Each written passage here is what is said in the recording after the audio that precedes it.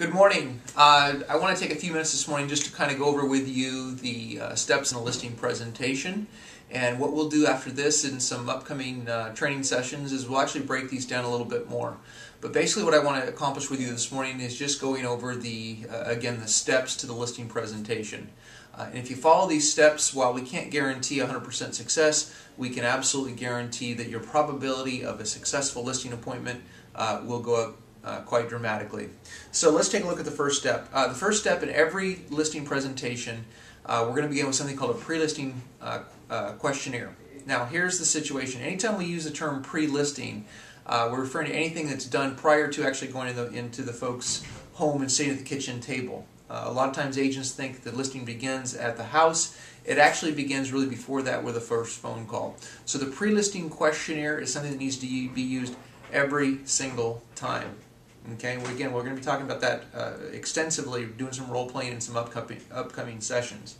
The second thing, and this will be alluded to in your pre-listing questionnaire, is your pre-listing package. Again, we're going to go do a follow-up on this segment as well, but a pre-listing package, and what that is basically it's a package that's designed to go over marketing, merchandising, and negotiation, things that you're going to do up front and let the client get educated about up front prior to your appointment. The goal is to get them to do as much research up front, do some homework up front, so when they have an interview experience with you and any other agents, it's going to save them time and then allow them to conduct a great interview with either yourself or any other agents that you might be they might be interviewing.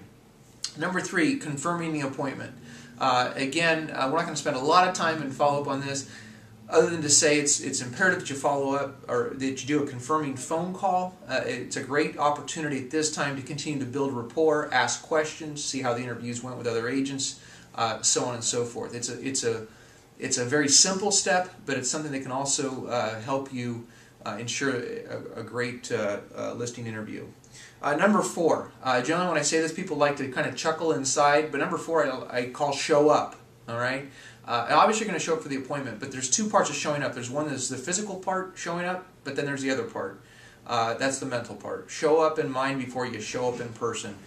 You're going to hear me say that a lot because there's going to be some things that are going to be going through your head. I'm not the right agent. Boy, I'm tired this afternoon. I'm tired this evening. Boy, I'd like to spend time with my family. I'm going to tell you right now, if you don't get your thoughts clear in your head before you go on an appointment, bad things are going to happen. Okay, so show up. That's a big one. Basically, get yourself mentally prepared. Number 5, present. So once you're in the home, what are you going to say? What are going to be the steps on that? We're actually going to go through some live role play. Is that down the road for you as well in that area to give you some what you're going to say when you're at the home. Again, we're going to give you some structure. The 6th, during the presentation, oftentimes there are objections.